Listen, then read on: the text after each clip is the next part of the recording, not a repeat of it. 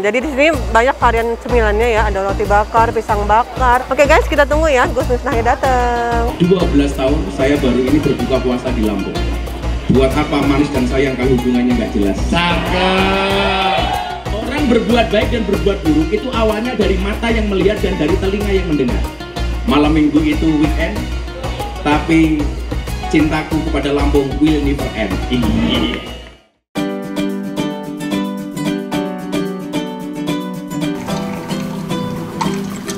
Ngeblend banget.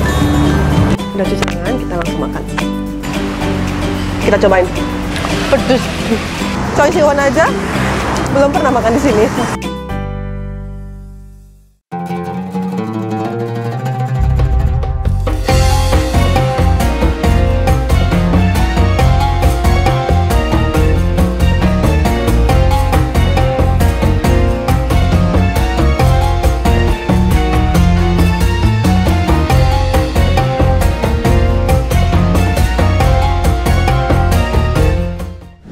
Nah guys, jadi sambil nunggu bintang tamunya nih datang, jadi kita tadi udah makan berat. Nah sekarang pengen nyemil-nyemil. Jadi di sini banyak varian cemilannya ya, ada roti bakar, pisang bakar, ada apa tadi ya, jamu crispy, nah macam-macam deh pokoknya. Kebetulan tadi ngelihat menunya kok kayaknya tertarik dengan si tahu cabai garamnya nih ya, tuh cabainya, eye catching banget tuh. Ya. Jadi tadi kita pesen namanya ini tahu cabai garam, dan yang ini pisang goreng coklat keju tuh ya, mantap ya. Oke guys, kita tunggu ya Gus Miftahnya datang.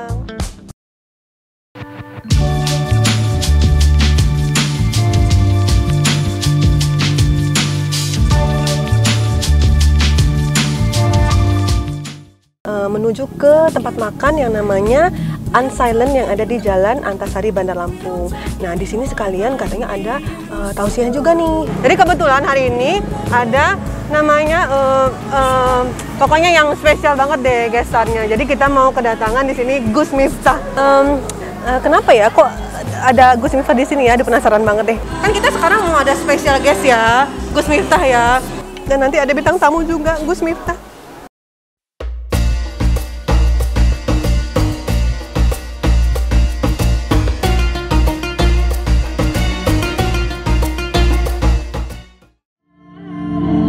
Tepuk tangan buat Gus Miftah yang sudah hadir. Monggo Gus.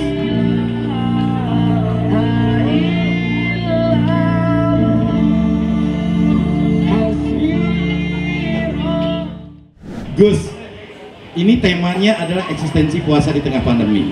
Ya. Tapi sebelum dijelaskan temanya, monggo Gus silakan menyapa semua yang ada di sini. Assalamualaikum warahmatullahi wabarakatuh. Selamat malam, salam sejahtera, Om Swastiastu, Namo Buddhaya, salam kebajikan. Saya bersyukur sekali hari ini bisa sowan ke Lampung. Setelah 12 tahun, saya baru ini berbuka puasa di Lampung. Setelah 12 tahun. Maka mbak-mbak, mas-mas, berbukalah dengan yang jelas. Buat apa manis dan sayang kalau hubungannya nggak jelas? Cakep. Ada sekian kenangan saya dengan Lampung karena memang saya lahir di Jabung. Jabung itu tempatnya maling. Begal. Katanya begitu. Makanya kalau saya ketemu dengan kiai-kiai, ustadz-ustadz di Jakarta tuh nggak percaya kalau saya lahir di Lampung. Tapi saya bangga lahir di Jabung, walaupun orang bilang tempatnya maling, tapi mendingan tempatnya maling melahirkan kiai daripada tempatnya kiai melahirkan maling. Nah, saya yakin kita semua hadir malam hari ini. Kamu jangan dekat-dekat. Tahu nggak kenapa harus jaga jarak? Karena yang dekat belum tentu sayang. Saya nggak ngerti, pasti romantis banget yang di rumah beneran. Mau tahu nggak saya duduk di sini kenapa? Bener gitu aja bener. Monggo Gus. Saya selalu susah move on. Kamu tahu bro kenapa move on itu susah? Kenapa Gus? Kenapa move on itu berat? Karena dari SD sampai perguruan tinggi yang dipelajari hanya menghafal dan mengingat, bukan melupakan. Makanya move on itu pilihan, gagal move on itu cobaan, pura-pura move on itu pencitraan. Udah 5 ya, kalah MC. Monggo Gus belajar. Ya kalau MC kalah normal lah, karena hitungannya nggak jelas. Oh gitu.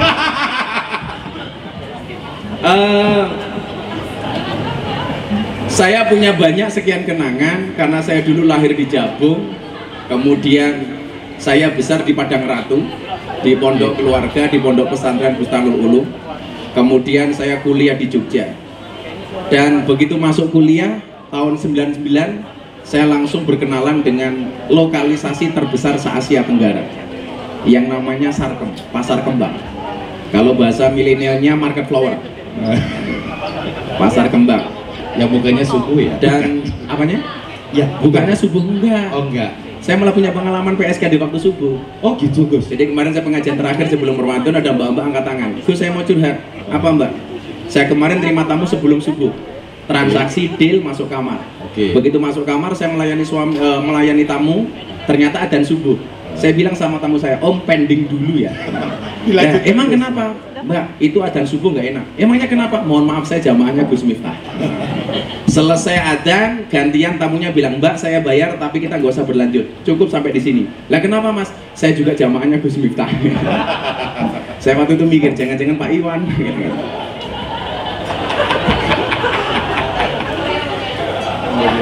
Maka kita bersyukur kita bertemu di bulan Ramadan yang mengajarkan kita untuk al-imsak atau menahan nafsu. Maka walaupun ini malam minggu itu weekend, tapi cintaku kepada Lampung will never end. Jadi salah kalau ada pernyataan bahwa Jabung itu kota begal, salah ya Gus ya? Salah besar. Salah. Karena kalau cuma begal salah, yang bener begal banget. Maka kita berkumpul malam hari ini di malam hari karena bagi saya keluar malam itu lebih menyenangkan daripada keluar di dalam. Keluar ini. Kamu tahu aja sih. Ada abang diam. Mau diam dulu. Nggak penting kamu malam minggu dengan siapa, tapi yang paling penting kamu hidup bersama siapa. Bukan, saya membayangkan Gus ini sudah 8 kata-kata mutiara loh kan? Ada yang mau ganti ini nggak yang cewek ya? Dulu di sini nggak. Bagus. Maka berpuasa ini mengajarkan kita banyak hal. Oke. Menurut salah satunya bangun malam untuk sahur. Benar. Makanya kalau kamu bangun sahur saja susah, apalagi bangun rumah tangga. Kita malam hari ini akan berbicara tentang eksistensi puasa di masa pandemi. Sebenarnya begini, bro and sis, awalnya saya punya cerita orasi ini terkait dengan pemahaman keagamaan dan kebangsaan kawan-kawan milenial. Kenapa Lampung salah satu kota yang kita pilih? Ini adalah merupakan salah satu respon kejadian penusukan Syekh Ali Jabir di Lampung. Yang saya tersinggung ketika kemudian dikatakan Lampung banyak paham-paham yang nggak bagus. Makanya kenapa kemudian saya bekerjasama dengan Telkom, beliau ngasih fasilitas saya untuk keliling Indonesia, memberikan pemahaman keagamaan dan kebangsaan yang benar. Jangan sampai kemudian kita salah paham atau pahamnya salah. Maka saya sering mengatakan, ingat, orang yang salah pergaulan itu lebih gampang dinasihati daripada yang salah milih pengajian. Saya ulangi, orang yang salah pergaulan lebih gampang dinasihati daripada yang salah milih pengajian. Kalau saya kemudian ngaji di mana-mana di tempat maksiat di seluruh Indonesia, nggak ada masalah. Tapi ketika ketemu orang yang suka mengkafirkan orang lain, menyalahkan orang lain, bahkan menjadi panitia surga, itu susahnya minta ampun. Makanya kenapa kemudian di dalam poster orasi itu saya sampaikan semua agama boleh hadir, pakaian busana apapun boleh hadir. Anda mau pakai apa namanya semrawang, itu kan ada lagunya tuh, semrawang. Semrawang kali ini banjir. Semarang. Oh Semarang. Semarang loh. Nanti nyanyi mbak ya. Tapi tolong jangan pernah nyanyikan lagu yang judulnya hoak. Tahu nggak lagu judulnya hoak? Hati senang walaupun tak punya uang, itu hoak gitu. Bohong banget. Tapi ada lagi judulnya lagu yang nggak asik. Stroke. Tahu nggak lagu judulnya Stroke? Aku terjatuh dan tak bisa bangkit lagi. Goblok. Stroke. Aku jatuh dan tak bisa bangkit lagi, stroke. Ada tisu nggak? Saya mau nangis. Kamu tahu apa penyebab penyakit stroke? Iya. Stroke itu penyakit yang diakibatkan gara-gara adanya ketidakseimbangan antara stroke gaji dan stroke belanja. Maka kita hadir di beberapa kota di Indonesia, termasuk besok saya harus pergi ke Bali, kemudian lanjut ke Surabaya dengan acara yang sama. Kita pengen kemudian sharing dengan kawan-kawan semua agama. Saya nggak ada masalah Anda berangkat dari agama apapun, ya. Karena apapun agamanya di Indonesia, yang secara legal diakui oleh undang-undang berhak menjalankan agamanya tanpa mendapatkan intervensi dari pihak manapun. Termasuk Anda mau berbusana seperti apapun, saya nggak ada masalah. Kalau cuma lihat orang seksi, mata saya sudah biasa. Itulah alasan kenapa saya pakai kacamata hitam. Karena supaya kalau ngelirik nggak kelihatan. Jadi Anda nggak usah malu kalau hari ini nggak berjilbab macam-macam, karena nggak ada kewajiban acara ini untuk berjilbab. Karena saya dengan siapapun kalian silakan bawa hadir. Kalau soal itu sudah terbiasa lah. Makanya kemarin saya mencoba dakwah di Bigo. 2 kali saya live di Bigo, ternyata top 1, mengalahkan Angel Bigo.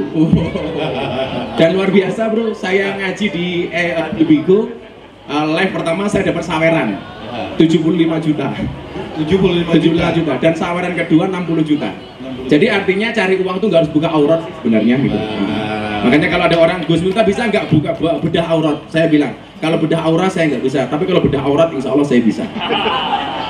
Sesuai dengan tema kita malam hari ini bro, tentang eksistensi puasa di era pandemi. Saya mau tanya sama kalian semua, orang berbuat baik dan berbuat buruk itu awalnya dari mana? Coba dijawab. Ini nanti yang tanya, nanti ada pertanyaan, saya akan cari 10 orang, satu penanya saya kasih 500.000. Yang the best ya. Yang the best. Yang tanya saya kasih 500.000. Beneran 500.000.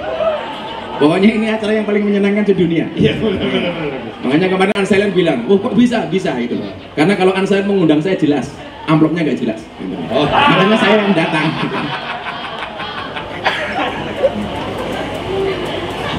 Orang berbuat baik atau berbuat buruk itu ternyata awalnya bukan dari hati. Kalau Anda mengatakan hati, salah. Orang berbuat baik dan berbuat buruk itu awalnya dari mata yang melihat dan dari telinga yang mendengar. Apa yang dilihat oleh mata, yang didengar oleh telinga akan direkam oleh hati, kemudian dikeluarkan dari mulut. Maka kualitas omongan seseorang itu tergantung apa yang dia lihat, apa yang dia dengar.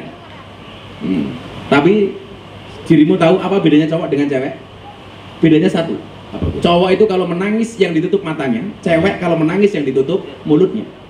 Kenapa cewek kalau menangis ditutup mulutnya? Karena cewek sadar dosa yang paling besar dari seorang cewek berangkat dari mulut. Cowok menangis ditutup matanya. Kenapa? Karena cowok juga sadar dosa paling banyak dari seorang cowok berangkat dari mata. Makanya cowok itu kurang ajar, di jalan lihat cewek cantik dia bilang wow, pulang lihat istrinya, weh. Kurang ajar banget kan itu. Wow, Jangan ditoel pasangan sebelahnya. Yang saya curiga satu, kalau ada cowok nangis yang ditutup mulutnya, lah ini bahaya. Pakai tisu pula gitu. Ini jangan-jangan Laura, lanang orang itu orang.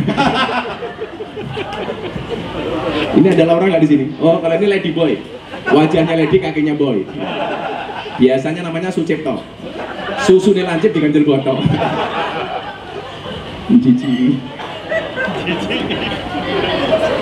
Nah, karena hati itu dipengaruhi oleh mata yang melihat, oleh telinga yang mendengar, maka kemudian kualitas dari pendengaran dan pandangan mata kita ini perlu dijaga.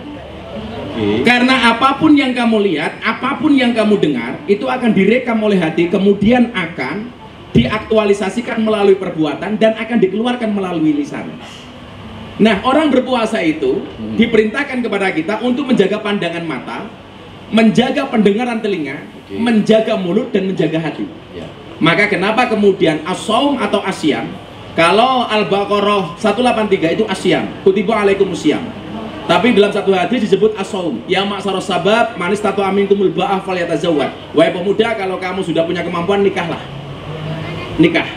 Maka kalian yang belum menikah segeralah menikah. Jangan sampai kamu mati dalam keadaan jomblo. Kenapa? Karena Dajjal itu statusnya jomblo. Itu artinya apa? Kalau kamu mati dalam keadaan jomblo, saya curiga jangan-jangan kamu cucunya Dajjal. Hati-hati. Yang janda nikah lagi nggak apa-apa. Santai saja. Hidup ini indah bila disertai dengan janda dan tawa. Oh, itu canda, Oh, canda. Tapi kalau kamu nikah dengan janda, insya Allah tidak ada malam pertama. Ya. Adanya malam terusan.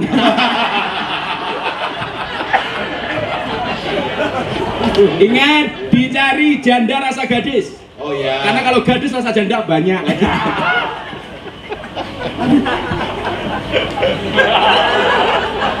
Sakit perut saya di sini malam. Tapi ada pesan terus Gus. Kamu ngomong janda semangat banget sih gitu. Iya Gus. Aduh rekam. Monggo Gus. Janda itu macam-macam bro, ada jablay, janda lebay, janda jala, janda galak. Yang paling banyak sekarang rojali. Kok rojali Gus? Rombongan janda liar. Kalau di Jogja itu banyak BPJS. Apa itu? Barisan para janda sosialita. Kalau di Bandar Lampung juga banyak BPJS. Budget pas-pasan jiwa sosialita. Karena saya juga kebetulan BPJS. Oh BPJS. Buruan para janda seksi. Kacau, kacau. Wahai para janda, ingatlah bila bisa jadi cinta pertamamu meninggalkan luka. Tapi yakinlah cinta keduamu insya Allah menghadirkan surga. Oh, gitu. Hidup janda. Karena janda semakin di depan. Pak kok kenceng amat suaranya? Ya itu janda. Janda itu kan suaranya ngebas mas. Saya itu bisa melihat gadis atau janda, nggak usah lihat dari statusnya. Dari cara pegang mic. Ya. Pegang mic. Kalau perawan pegangnya begini. Masih ini Kalau begini jelas janda.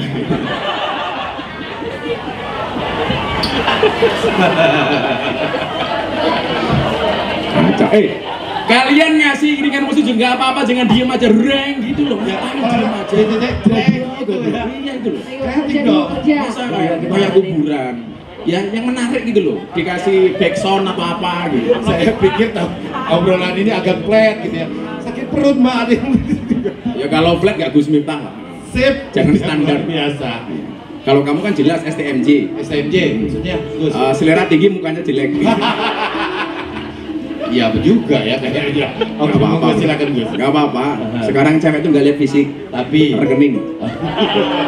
Ya jelas. Karena hati cewek itu seperti rekening bank. ya. Nggak mungkin berbunga kalau nggak ada saldonya. Iya. Setuju. Iya mau diputus. Gus. Gimana bisa berbunga kalau nggak ada saldonya? Oh iya. Ya, jelas. Makanya kalau sebelum saya lanjutkan, kamu tahu nggak? Ya. Gambar uang itu semuanya ada gambar cewek menari. Yakin. Yakin, nanti saya tanya, kalian tanya, tak kasih uang 500.000, coba dilihat, semua gambar uang itu ada gambar cewek menari. 100.000 cewek menari, 50.000 cewek menari, 20.000 cewek menari, 10.000 cewek menari, sampai yang terkecil. sampai 2.000 Oke. ada cewek menari. Kenapa? Karena hanya uanglah yang bikin cewek bahagia dan happy. Ya. Makanya kalau uang 1.000 gambarnya bapak-bapak bawa pedang, mati murah. Ya. Iya, karena tugas bapak itu bekerja, yang menikmati ya wanita. Oke. Itu. Percaya nggak? Iya, iya. Makanya suami yang baik itu mendengarkan pendapat dari istrinya, Oke. dan istri yang baik mendapatkan banyak pendapatan dari suaminya. Nah, nggak salah ya kalau gitu ya, benar itu benar. Maka kalau ada istilah cewek matre itu bukan matre, kamu aja yang nggak sanggup. Betul?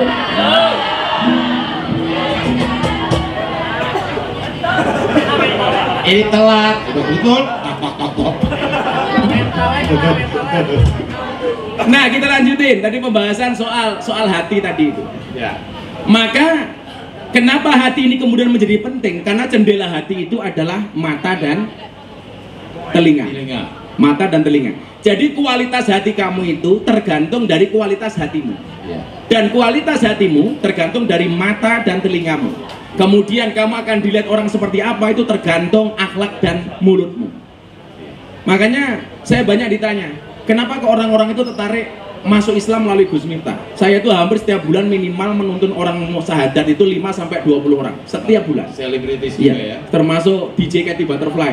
DJ Katy Butterfly itu ketemu saya dulu, wow, 3 tahun yang lalu. Kalau nge-DJ cuma pakai BH dan pakai dan ternyata kemudian ketika saya tanya kenapa you nyari gua untuk masuk Islam, ya saya seneng aja dengan Gus Miftah ini. Artinya kemudian bahwa orang non-Islam itu tidak membaca Al-Qur'anmu, orang non-Islam itu tidak membaca hadismu, tetapi orang non-Islam membaca akhlak dan perbuatanmu. Maka kalau kamu ingin menunjukkan Islam itu indah gampang, tunjukkanlah dengan akhlak dan perbuatanmu. Nah itu kalau kemudian orang Islam sukanya ngebom, orang taunya Islam mengebom.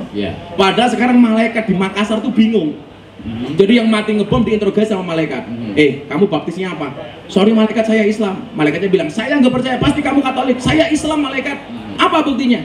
Ini saya Islam. Malaikatnya jawab, saya nggak percaya. Masa Islam matinya di gereja? Modar kau. Ya kan? Kan nggak asik gitu. Maka kualitas hati ini. Nah, hati itu punya dua jendela.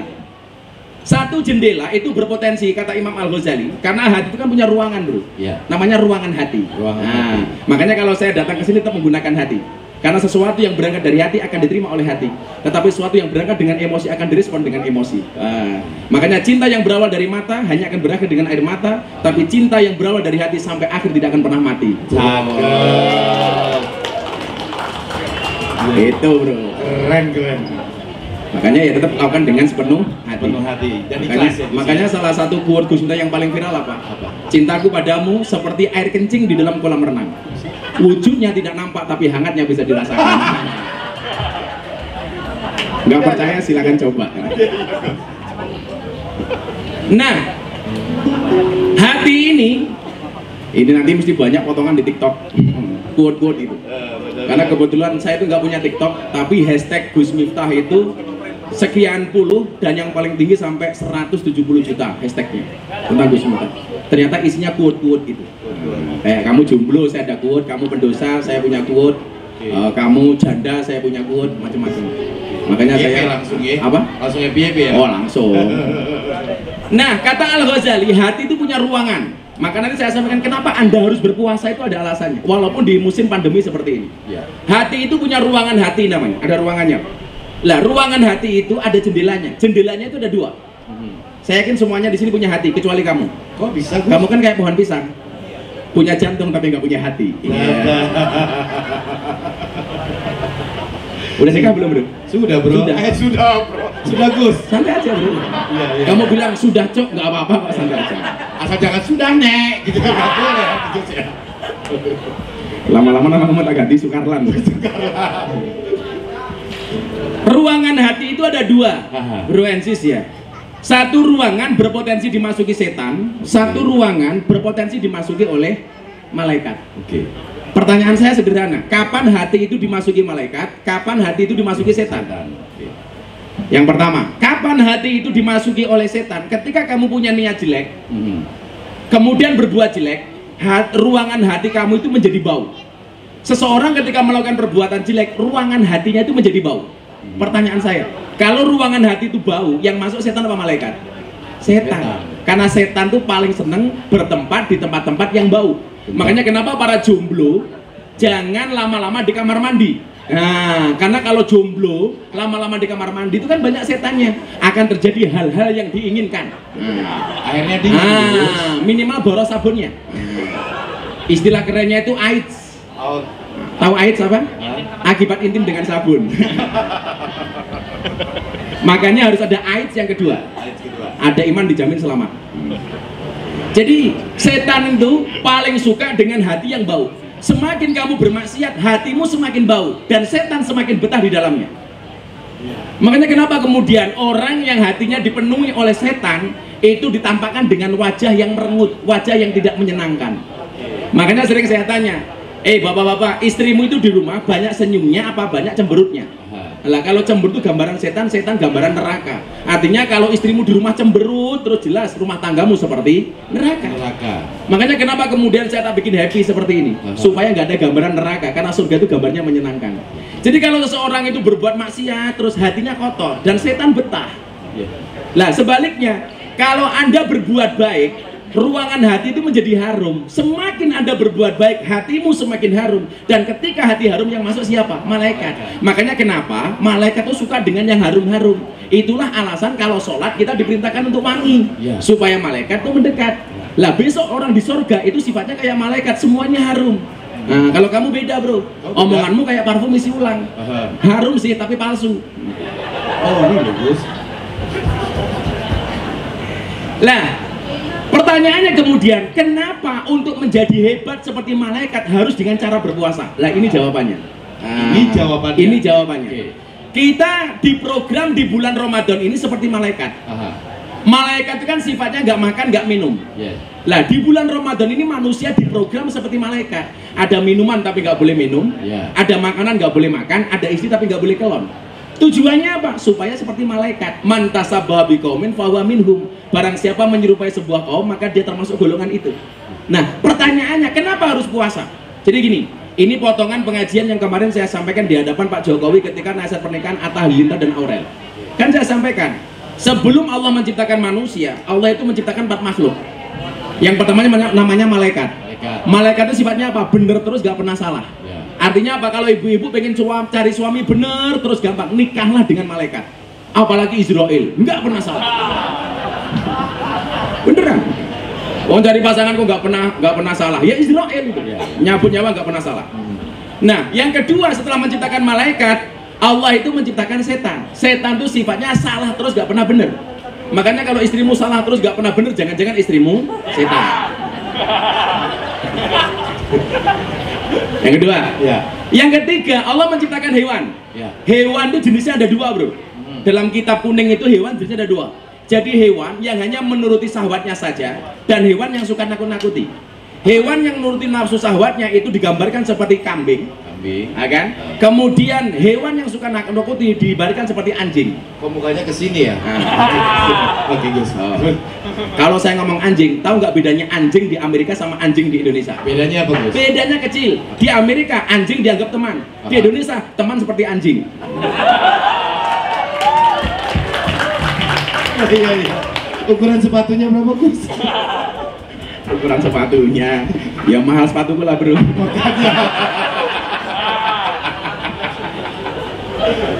Enggak, Gus. Sombong amat. Ini canda ya. Tapi ada yang masuk pesannya. Serius juga nggak apa-apa kok. Jadi saya tuh kalau ngomong anjing, saya nggak suka ketika ada ustadz nabrak anjing dengan bangganya saya nabrak anjing. Waduh, nggak boleh. Anjing itu memang najis, memang haram, tapi kita nggak boleh dolim dengan anjing. Bahkan anjing itu kita bisa belajar kesetiaannya. Makanya ada peribahasa Arab mengatakan begini, at inil kalba salasa ayamin sayat guru kafi salasi sanawatin, wat imin nas salasa sanawatin sayang sa kafi salasi ayamin. Berikanlah makan kepada anjing 3 hari, maka dia akan mengingatmu selama 3 tahun. Dan berikanlah makan kepada manusia 3 tahun, maka dia akan melupakanmu selama 3 hari. Itu namanya anjing yang berperi kemanusiaan dan manusia yang berperi keanjingan. Terima kasih, Gus. Di sini ya. Nah, 4 makhluknya Allah, malaikat, setan, kambing, anjing, ini hobinya beda-beda, bro. Malaikat tuh hobinya dekat dengan Allah, hiburannya dekat dengan Allah. Layak sunama amarahum wa yaf'aluna ma yu'marun. Tidak pernah bermaksiat dan apapun perintah Allah dilakukan. Itu malaikat. Jadi hiburannya dekat dengan Allah. Setan itu hiburannya menggoda. Kambing hiburannya makan. Anjing hiburannya nakut-nakuti. Lah manusia itu 4-4-nya ada. Jadi manusia itu ada malaikatnya, manusia ada setannya, manusia ada kambingnya, manusia ada anjingnya. Maka dengan gampangnya kok ada orang baik banget kita mengatakan, oh ini bukan manusia tapi malaikat. Tapi kok orang suka menjadi pelakor, goda orang lain, oh ini setan, pelakor. Maka mbak-mbak hati-hati. Saya udah nikah gak usah dandan, saya udah punya suami. Kamu salah. Hari ini pelakor jauh lebih menakutkan daripada kuburan. Hati-hati. Kok kamu mantuk-mantuk kenapa? Begitu ya? Siji loro piro gitu kan. Kalau orang itu yang pekerjaannya hanya nakut-nakuti orang lain, kita dengan gampang mengatakan oh asu ya. Tapi kalau ada orang yang dipikirkan cuma makanan tok, dengan gampangnya kita mengatakan oh dia kambing, wedus. Dan ternyata 4 makhluk ini manusia yang paling banyak itu seperti kambing. Makan aja yang dipikir. Pagi sego goreng, siang pecel, sore rawon, mau tidur mie instan.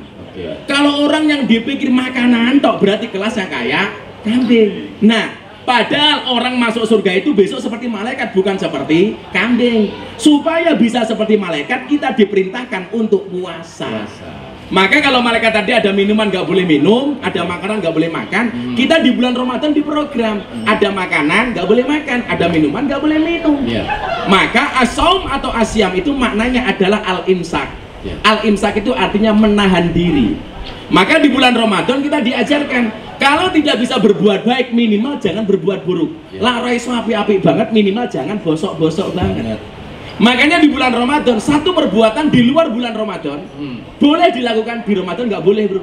Contoh, Anda dipisui, dimaki sama orang, boleh nggak balas? Boleh. Kamu bilang sama saya, oh Miftah gancok. Saya jawab, kamu juga gancok, boleh. Asalkan pisuannya sama, peran dan kelasnya sama, bahasanya sama. Yang nggak boleh kamu bilang, oh Miftah gancok, aku bajingan, itu nggak boleh. Sesama bahasa boleh, tapi di bulan Ramadan kita nggak boleh. Diancok kamu, suruh jawab, sorry, ini imun, saya sedang berpuasa. Dipukul sama orang, balas mukul boleh apa enggak? Boleh, itu namanya kisos. Tapi di bulan Ramadan nggak boleh, Bu. Pukul, jawab, ini imun, sorry, saya sedang berpuasa. Balasnya kapan? Habis buka. Ingat, orang cerdas itu ialah orang-orang yang meninggalkan dunia sebelum ia meninggal dunia. Dia bersedekah sampai kaya, bukan kaya baru bersedekah. Dia berdakwah sampai alim, bukan sudah alim baru berdakwah. Dia datang ke masjid sampai tua, bukan tua baru ke masjid. Dia beramal sampai ikhlas, bukan ikhlas baru beramal. Keep istiqomah. Kenapa istiqomah itu berat? Ya, istiqomah pasti berat, karena kalau ringan namanya istirahat. Dan ciri orang istiqomah adalah ikhlas. Ikhlas itu cirinya apa? Diam. Karena kalau ngomong namanya iklan. Dan tetap bersyukurlah walaupun dengan sandal jepit yang kamu miliki. Kenapa? Karena di luar sana masih banyak orang yang tidak punya kaki. Terima kasih. Assalamualaikum warahmatullahi wabarakatuh. Baik, terima kasih untuk pertemuan dan perbincangan yang sangat luar biasa.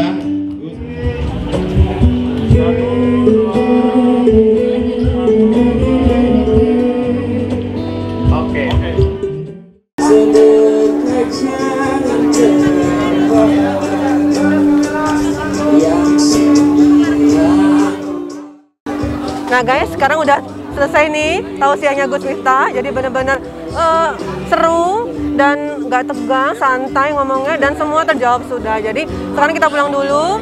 Recommended banget. Mudah-mudahan selalu sukses ya Gus Miftahnya. Assalamualaikum.